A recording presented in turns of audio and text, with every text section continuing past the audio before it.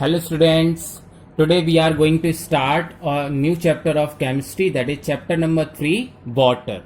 Okay, so this chapter water is divided into 3 parts. That is, the first is here we will study about water as universal solvent. ठीक है. Second is hydrated and anhydrous. So anhydrous substance. And third topic is soft and hard water. Okay, so this chapter is divided into 3 topics and there are so many subtopics in between these topics. Okay, got it? तो ये हम इस chapter में पढ़ने वाले हैं. Let's explore the chapter. Now we are going to start the chapter, that is what?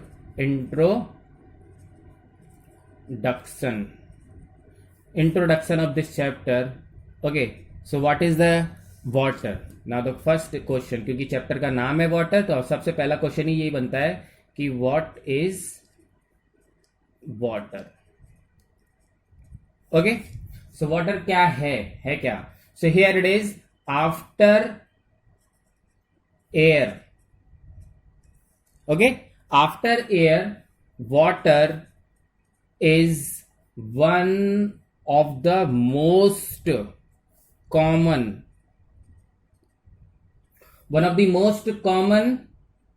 substance on earth. क्या हुआ कि एयर के बाद में वाटर का नंबर आता है, मतलब एयर तो है ही है सबसे कॉमन, उसके बाद में सबसे most common most important substance है वो है वाटर. ओके, एक बात, डब्ल्यू ऑस्टवाल्ड एक रिसर्चर्स हैं, रिसर्च करने वाले. Okay, researcher from university of California.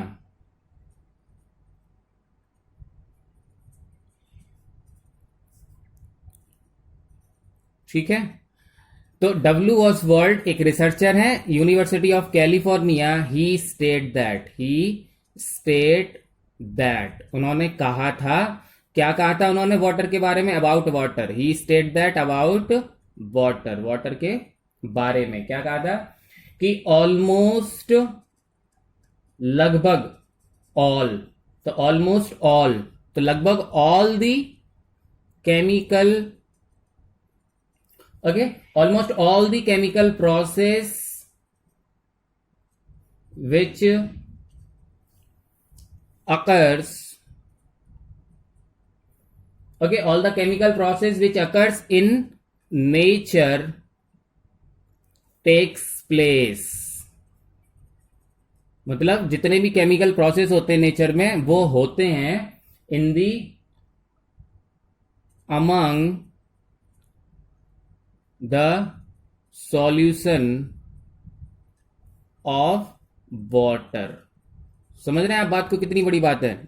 Almost all the chemical process which occur in nature के अंदर जितने भी केमिकल प्रोसेस होते हैं लगभग सारे takes place among the solution of water के सॉल्यूशन के साथ ही होते हैं. मतलब in the presence of solution of water का मतलब यहां पर है in the presence of water, है ना? तो ऑलमोस्ट ऑल दी केमिकल, बहुत बड़ी बात है वाटर के बारे में, है ना? सो ही स्टेट दैट कि almost all the chemical, okay, that is why the water is elixir. उन्होंने इसी के आगे लाइन लिखी थी, एलिक्सर ऑफ लाइफ. सर ये एलिक्सर क्या होता है? That is what? A magical substance. Okay, so तो क्या ये पूरा स्टेटमेंट है उनका, क्या है? ऑलमोस्ट, लगभग सारे केमिकल रिएक्शंस होते हैं नेचर के अंदर in the presence of water, या फिर लिखेंगे among the solution of water. So इसलिए water is elixir of life. Elixir means a magical substance. So that means what? Water is a magical substance. समझ में आई बात? Water क्या है? एक मैजिकल सब्सटेंस है. ठीक है. नाउ द सोर्सेस, हमें पता चल गया what is water. Now the sources of water. Okay, so there are two sources too. Here is one is natural water and one is treated water. Water के source बोल दो या फिर water के टाइप बोल दो. ठीक है. Natural, as the name indicate, natural water क्या हो गया? The water which, okay, water which is found, जो पाया जाता है in the natural state, in the natural state, direct from nature. ऐसा water that is direct from nature, अपनी natural state में पाया जाता है, इज कॉल्ड नेचुरल वाटर. ठीक है. Is called natural water. तो ट्रीटेड वाटर क्या हो गया? ट्रीटेड, है ना.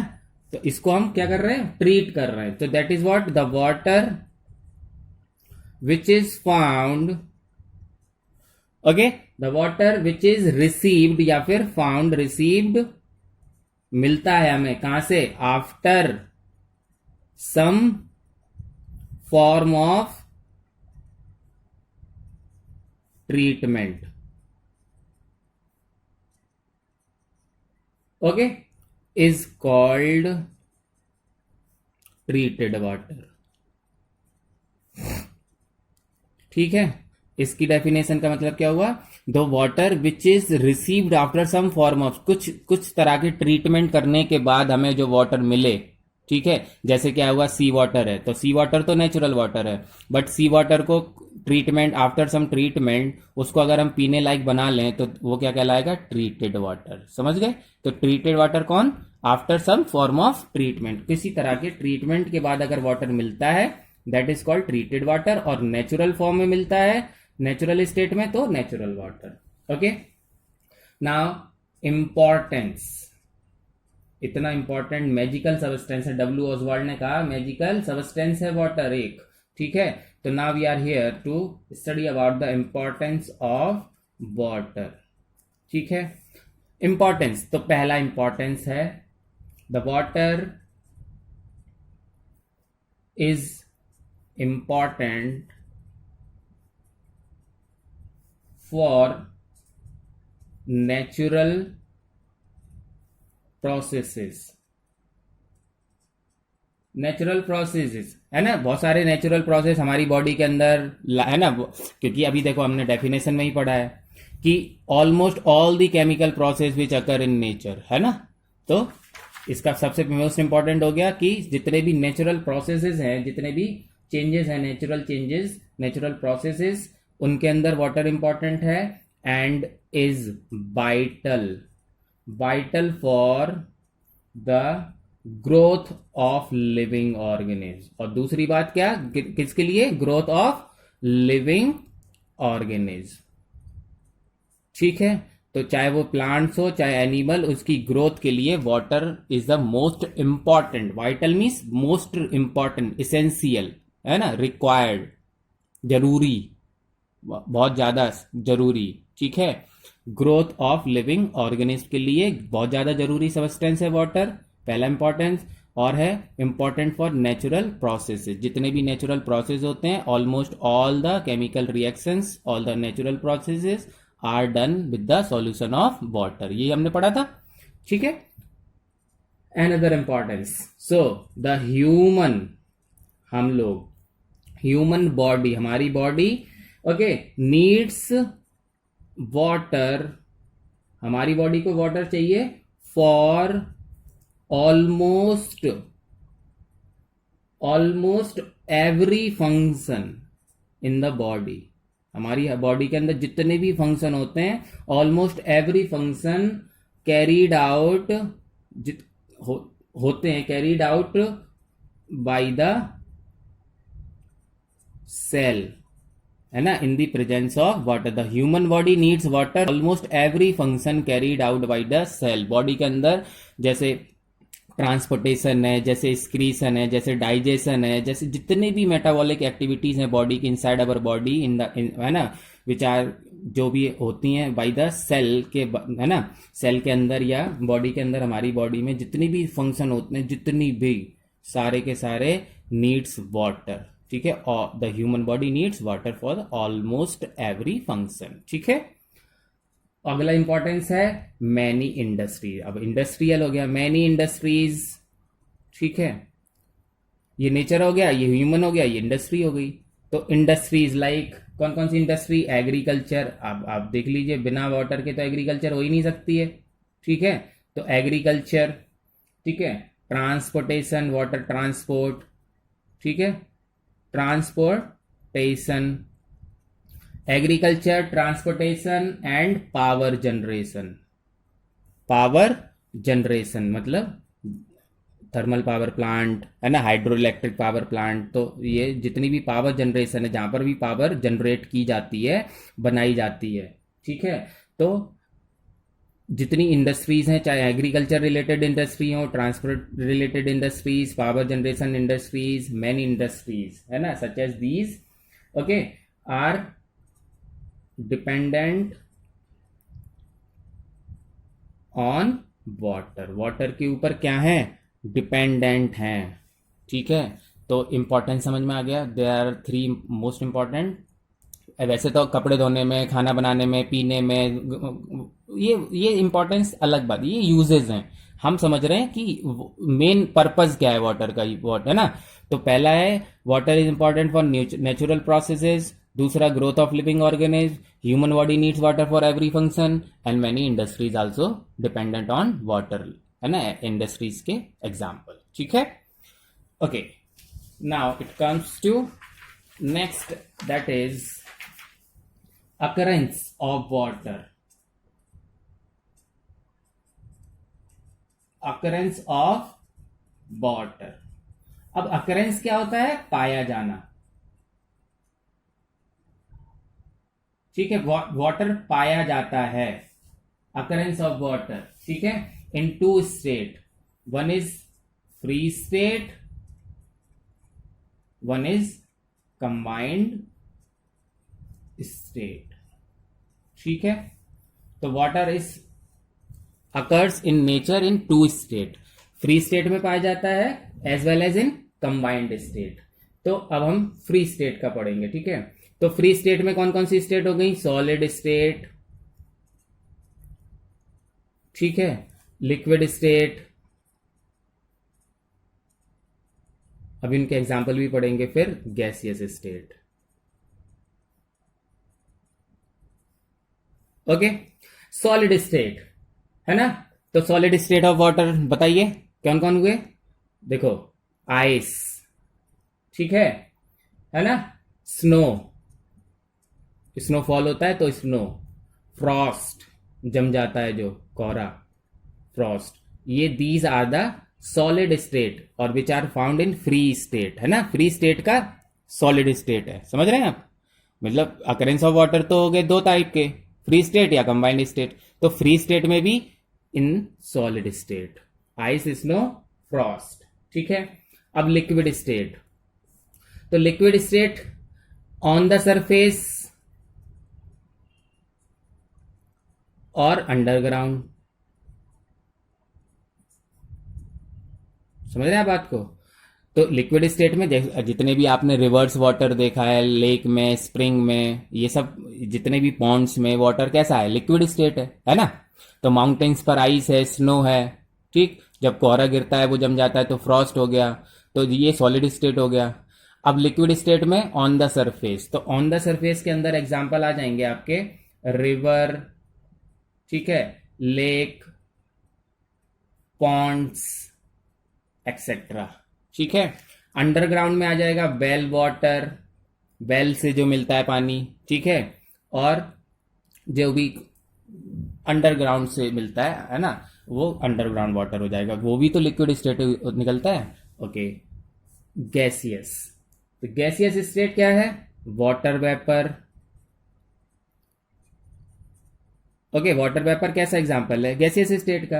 अगला क्लाउड्स, वो भी गैसियस स्टेट है ना? फॉग, मिस्ट, ठीक, कोहरा, mist, all these are the three.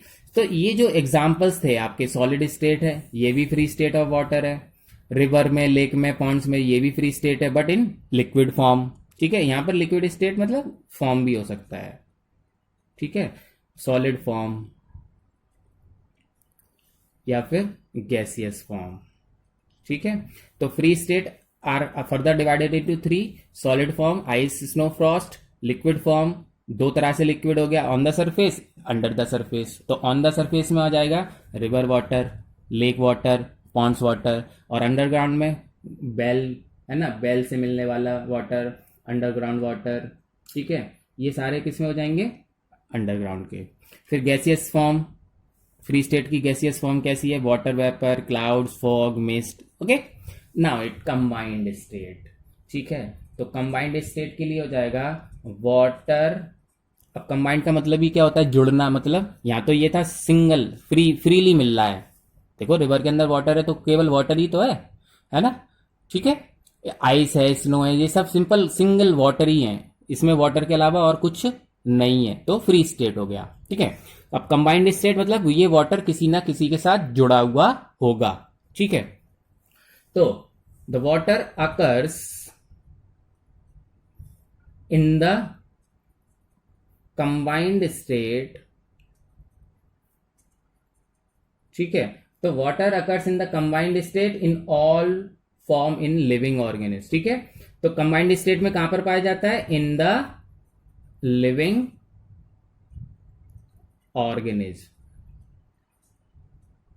अब जैसे हमारा ब्लड है तो उसमें कहीं ना कहीं वाटर भी है ना?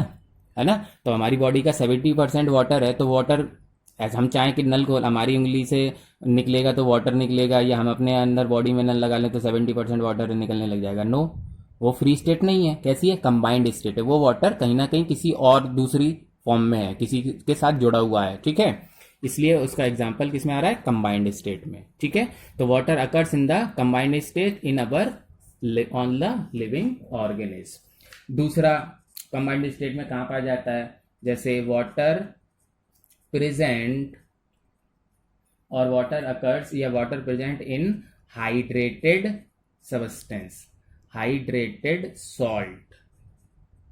ठीक है, तो हाइड्रेटेड सॉल्ट जो होते हैं उनमें वाटर उनके साथ में जुड़ा होता है। फॉर एग्जाम्पल, जैसे CuSO4.5H2O। ठीक है, ये 5H2O इस केमिकल फॉर्मूले के साथ जुड़ा हुआ है ना, कंबाइंड फॉर्म हो गई वाटर की। ठीक है, दूसरा एग्जांपल वॉशिंग सोडा का है, जैसे Na2CO3.10H2O। ये वाटर कैसा है? ये वाटर चाहे तो हम अलग से, ऐसे थोड़ी अलग हो जाएगा, है ना, इसके साथ जुड़ा है। ठीक है, तो कंबाइंड स्टेट। ठीक, समझ रहे हैं आप? सो दीज आर, ये फ्री स्टेट हो गए। ओके, ये कंबाइंड स्टेट ऑफ वाटर। अब आता है next important fact about water. Last topic है आज का, इंपॉर्टेंट फैक्ट्स। हर चीज के इंपॉर्टेंट फैक्ट होते हैं, तो about water, what are the important fact about water. ठीक है, पहला, earth surface. Earth surface is covered by approximately 70% of water। ये इसका इंपॉर्टेंट फैक्ट है कि अर्थ का सरफेस, जितना भी अर्थ है, ठीक है, उसकी सरफेस है, उसमें most of the 70% is covered with water. केवल 30%, अप्रोक्सीमेटली 30% पर लैंड है, बाकी सब कवर है वाटर से। ठीक है, a large part of earth is covered with water. ठीक है, important fact. Next, the water is present approximately, it is 75%। Okay, now 70% in human body के अंदर लगभग 70%, वाटर। ठीक है, अगर कोई 100 किलो का है तो 100, if a person is of 100 kg तो उसके अंदर 70 kg वाटर होगा। ओ माय गॉड, और 30 kg अदर सब्सटेंस होंगे। समझ गए, है ना। इसीलिए अभी हमने पढ़ा था कि water occurs in combined state in the all form of living organism. तो लिविंग ऑर्गेनिज्म के अंदर बहुत सारा वाटर होता है, लगभग 70% इन द ह्यूमन बॉडी। ठीक है, important fact, vegetables contains approximately 80% to 90% water. मतलब वेजिटेबल के अंदर इतना वाटर है, 20 to 10% केवल उसमें, लेट सपोज पालक है तो उसमें जो हरापन है उसके अंदर जो है ना, वो जो उसके अंदर है ना रेसा है, पत्ती है, उसको अगर आप निचोड़ देंगे तो उसमें से 80 to 90% वाटर निकल जाएगा और हल्का सा बस एक धागा सा रह जाएगा आपके हाथ में। समझ रहे हैं आप। तो यही है वेजिटेबल्स के अंदर। Next, milk, how much, approximately 80 to 85% water present in the milk. लो, तो हम कहते हैं दूध में पानी मिला के लाए हैं, तो और दूध पहले से ही मिल्क के अंदर 80 to 85% वाटर होता है ना, तो फिर बाद में मिलाने की क्या ज़रूरत है ना। Next, dry cereals. देखो ड्राई इसलिए अभी अभी मैं आपको बता रहा हूँ, ड्राई मैंने इसलिए लिखा है कि आप सोच रहे होते कि सर सीरियल्स में बता रहे हैं तो हो सकता है हमने भिगा दिया हो, गीला हो गया। नहीं, जो ड्राई पल्सेस आते हैं, चावल आते हैं, गेहूं आते हैं, ड्राई होते हैं, फिर भी उसके अंदर अप्रोक्सीमेटली 3 to 5% वाटर होता है। ये इंपॉर्टेंट फैक्ट है, समझ रहे हैं आप। तो अर्थ की सरफेस पर अप्रोक्सीमेटली 70% कवर्स, है ना। देन 70% मतलब इसको बोल सकते हैं 3/4 पार्ट। ठीक है, 3/4 part of earth surface is covered with water. Human body के अंदर अप्रोक्सीमेटली 70%, वेजिटेबल में 80 to 90%, मिल्क में 80 to 85% वाटर। ड्राई सीरियल्स मतलब सीरियल्स ऐसा नहीं कि चावल लिए और पानी में भिगा दिए फिर उसके बाद परसेंटेज चेक कर रहे हैं, नहीं, ड्राई होने के बावजूद उसके अंदर अप्रोक्सीमेटली 3 to 5% वाटर होता है। Okay, that's all.